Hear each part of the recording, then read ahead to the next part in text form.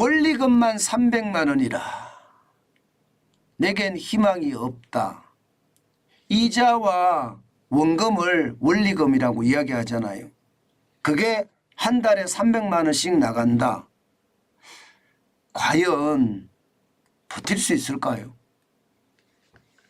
진짜 어려워 보입니다. 당장 이거 한번 보세요.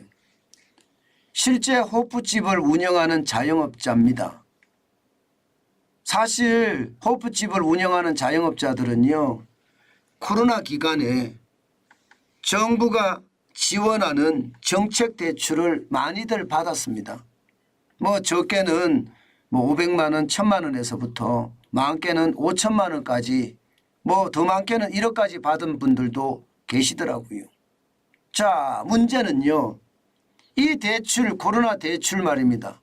이제 사실상 9월 말로 끝났다고 이야기할 수가 있잖아요. 그러니까 이제 이달부터 돌아오기 시작하는 거예요. 실제 호프집 운영 자영업자에게는요, 코로나 대출 2천만 원을 받았는데 당장 원리금이 80만 원을 내라는 겁니다. 80만 원. 80만 원을 내라 그러면요, 지금 자영업자들은 그동안 버텨오면서 말입니다. 다른 빚도 많다고요. 창업을 할 때 빚도 있고요. 또 손실보상금이 예상만큼 안 나왔기 때문에 빚으로 계속 버텨갔다는 말입니다. 그러다 보니까 기존 대출이 있는 거예요. 그래서 기존 대출과 합쳐보니까 80만 원에 합치니까 300만 원. 요즘 말입니다, 여러분. 호프집에서요, 원리금이 300만 원 정도 나가면 생활하기가 굉장히 어렵습니다. 대부분이 말입니다, 300만 원 벌기가 하늘의 별 따기라고 이야기할 정도예요. 잘 되는 곳은 됩니다. 그러나 그 잘 되는 곳이 그렇게 많지가 않아요. 10% 이내 아니면 5% 이내일 가능성도 굉장히 높고요. 그렇게 따지면 300만 원을 내는 것보다가 이건 낼 수가 없거든요. 호프집에서는 답이 없습니다. 그러니까 호프집 운영하는 사람이 아휴, 이게 나에게는 희망이 진짜 없다, 이런 얘기가 나오는 겁니다. 실질적으로도 보면 말입니다, 이 호프집만 운영하는 사람이 이런 것은 아니에요. 자영업자들이 전체가 다 어려워요. 관광객이 좀 오는 곳은 좀 낫다고 이야기하지만 지금 9월 말부로 코로나 대출 만기 연장, 원금 상환 유예, 이자 상환 유예, 이것들이 말입니다, 사실상은요 이제 끝났습니다. 그러다 보니까 원금이나 이자에 대한 어떤 상황이 앞으로도 계속될 겁니다. 제가 캠코에서도 부실채권에 대한 회수 나섰다고 말씀을 드렸잖아요. 어떤 식이든 말입니다, 코로나 대출 만기 연장은 이게 추심을 하든지 아니면 내야 되든지, 추심을 당하든지 내든지 그렇게 될 겁니다. 이게 금액이 상당하거든요. 여러분 2022년 1월 말에 보세요. 133조 3천억 원이었습니다. 줄인다고 했을 때 2023년 6월 말에 76조 2천억 원이거든요. 결코 적은 숫자가 아니에요. 차주 수도 82만 2천 명에서 35만 1천 명까지 줄어들었지만 여러분, 이게 결국은요, 줄어든다는 게 부실채권으로 넘겨서 캠코라든가 이런 데서 추심을 하는 것까지 감안을 하면요, 이게 결국은요 줄은 게 아닙니다. 우리가 경제가 굉장히 좋아져서 그동안 갚을 수 있는 힘이 있었다면 박수를 치고 환영할 만하죠. 그런데 그렇지 못하는 거죠. 대부분 경기가 예상보다 나빴어요. 리오프닝의 효과가 예상보다 없었습니다. 그 바람에 경제 자체가 굉장히 어려워진 거거든요. 지금 바닥 경제는 그 어느 때보다 어렵다, 이렇게 이야기하고 있는 겁니다. 이것을 말입니다, 극복할 수 있는 게 쉽지 않다는 뜻입니다. 자영업자 소상공인 입장에서는요, 이제 코로나 대출에 대한 원리금 회수가 아마 앞으로 굉장한 충격이 될 겁니다. 사실 말입니다. 자영업자 이미 말입니다. 대출 연체율이 지금 굉장히 싸요.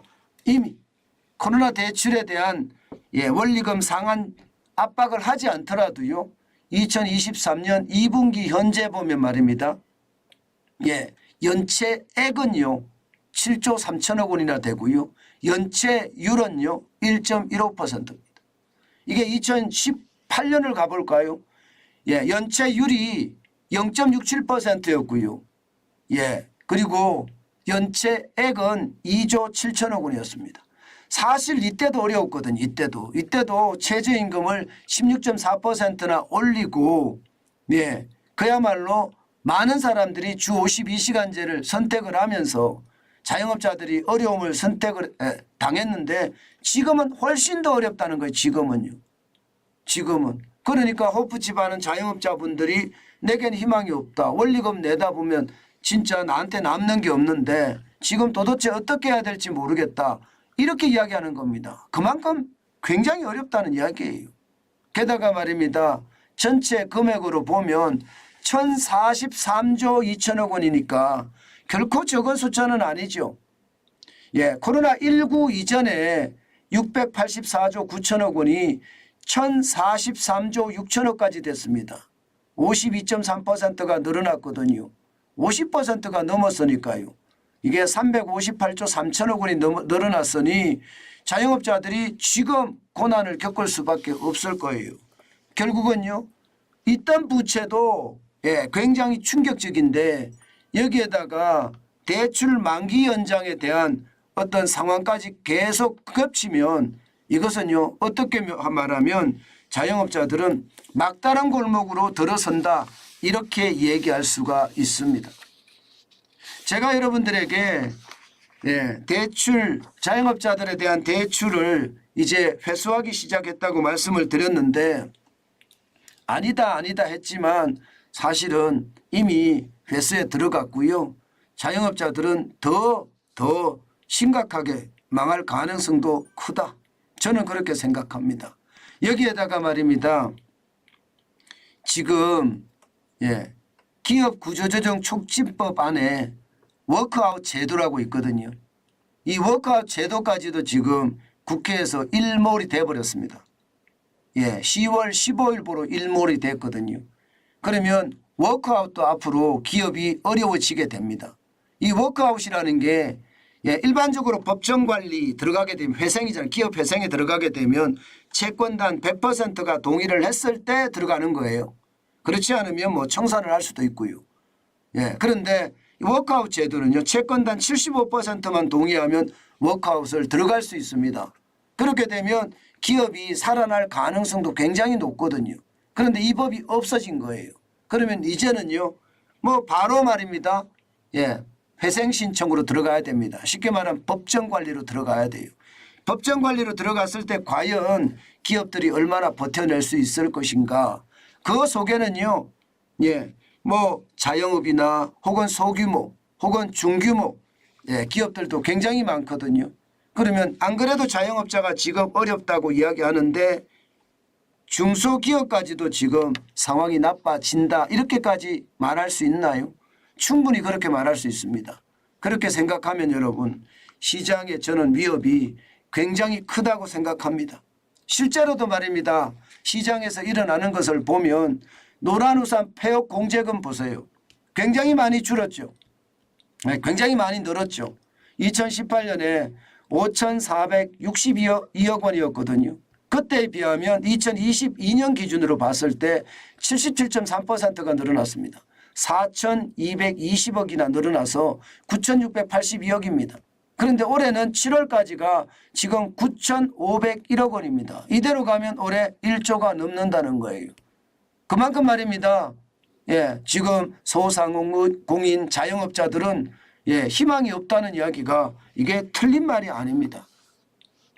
저도 이런 소식을 전할 때마다 진짜 가슴이 아픈데요. 이게 현실이라는 사실이죠. 현실.